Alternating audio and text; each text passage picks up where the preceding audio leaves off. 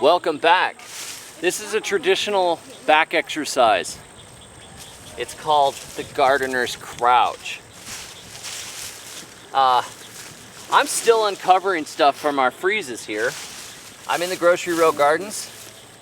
We've got strawberries blooming, and I wanted to make sure that those blooms lived, so we threw a little mulch over them. And I'm a little slow on getting back out here.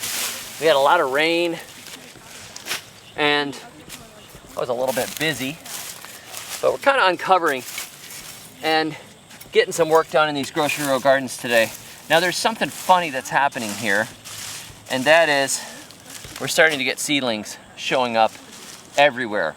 I don't like to mulch too heavily because if I mulch too heavily, it keeps out the weird things that happen, the self-seeding of various plants. I love to let radishes go to seed and marigolds go to seed and sunflowers and zinnias and everything else and just throw the seeds around. You saw all those peppers that I chopped and dropped this last year, all those tomatoes. I throw tomatoes out in the gardens, just throw them. Look, here's a pepper. Just throw them all over the place. And where they grow, they were meant to grow. The grocery row gardening system is kind of chaos under control. It's a 4-foot wide bed, it's a food forest type system, but it's really an alive strip of things happening. And so I'm going in here and I'm going, wow, look at all these, got all these little marigolds and stuff coming up. I want some food too. So I've got potatoes.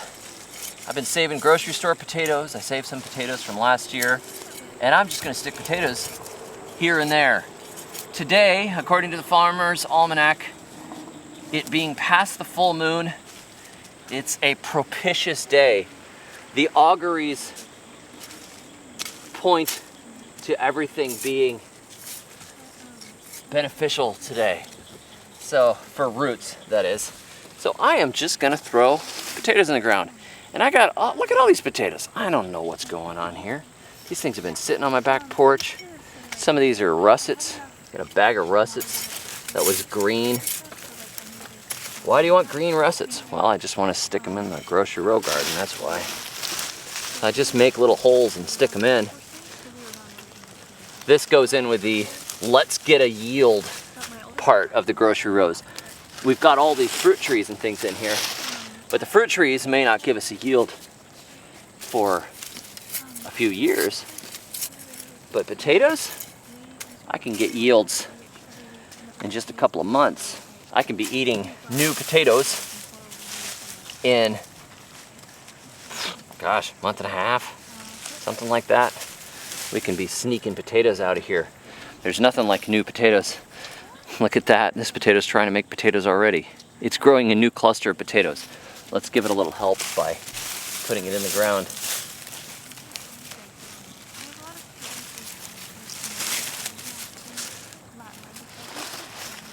I like to keep some mulch around for the organic matter, but somebody wrote me the other day and said, help, pill bugs are eating all of my seedlings.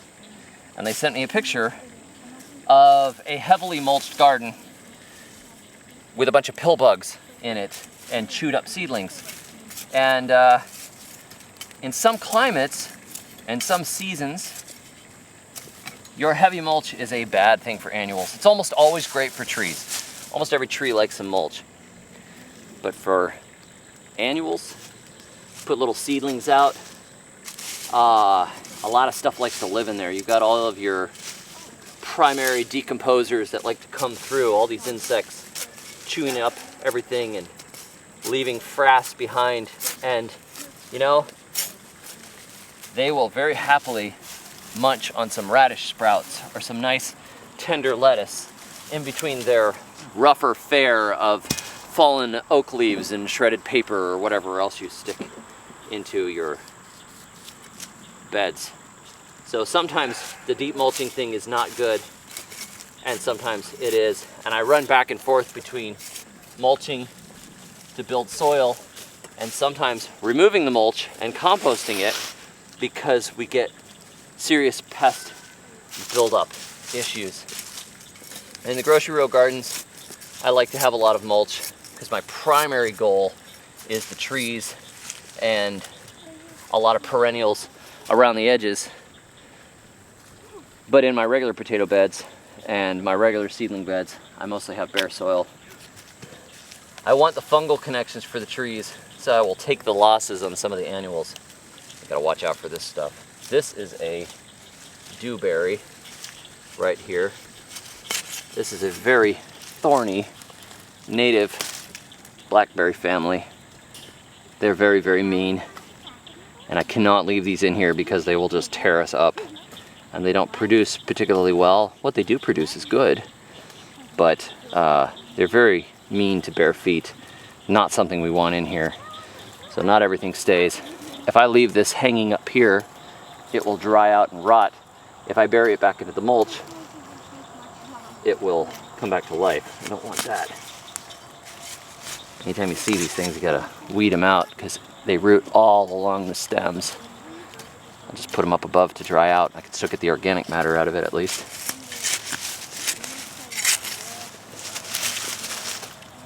I have some really cool roots here. I've been waiting for a good root day to plant. I really should have planted them already. These are from my friend Derek. He packaged them so nice. I think he sent them over a month ago, but I realized they were still looking good, and I was just waiting until we were post-frost.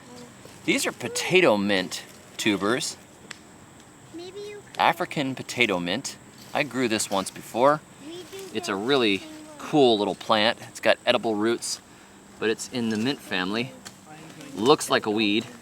Grows a bunch of little tubers underneath the ground, which you can eat. And I'm gonna stick some of them around the base of this fig and hopefully remember that they're here, and don't weed them out thinking that they're Stachys floridana, which would be sad. And in here we have an edible orange daylily, which I hope is still intact. Yes, it is. Look at that. I love daylilies. I pretty much like all lilies. My grandma grew lilies and made me appreciate them. It was one of the few things she didn't kill accidentally through neglect. She had little lilies all over her yard, and they just thrived in that South Florida sand, whatever variety they were, and they bloom every once in a long time. Some sort of Easter lily. That doesn't really give you a species, but he's also given me some purple ube yam, Discoria alata, which I've got to go plant on my trellises. This is one more potato mint. I am going to plant this in a pot so I don't lose it. But we've also got another really good crop here. This is arrowroot. Real honest to goodness arrowroot. I grew these in Florida in my food forest, North Florida. They did really, really well. They were pretty productive and they're edible. They take no work. I'll put one a little further out, I think. We've got some open space here. Just bury them in. They've got a point that goes up. Bury them in the ground. They kind of look like a ginger when they come up.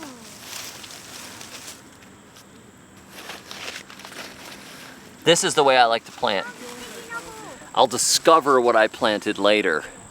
As the season goes on, everything comes up and it's a jumble of trees and all kinds of life, herbs and seedlings and root crops and medicinals and flowers and tomatoes, and it just goes on and on and on and on. There's so many species in here.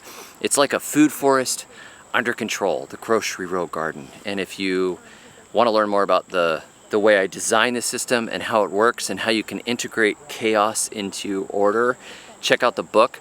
I have lowered the price on it. I've sold enough copies where I feel like it was worth doing, and I have lowered the price. It is now only $9.99. So it's a little booklet, it's a manifesto, a overview of how the system works, and I'll tell you exactly how I do it and how to keep your fruit trees under control and to get the benefits of both the annual and the perennial. So there's a link to it below, Grocery Row Gardening, and you'll see where I got the inspiration from, which of the wonderful permaculture authors and other gardeners and stuff I got some of the ideas from, and how I built it over time, both in the tropics and in temperate. Don't think you have to be in Alabama to do this. You could be in Idaho, or you could be in Chile, or you could be in Hawaii, it doesn't matter. You could do this system because the framework is very solid. And I want more people experimenting with it so we can see what it looks like over time and which trees do really, really well and which don't do as well, and what plant species and guilds and everything you all come up with. So check it out, link below, Grocery Road Gardening. Thanks for joining me. I'm gonna try and get the rest of these potatoes in before it gets dark. And until next time, may your thumbs always be green.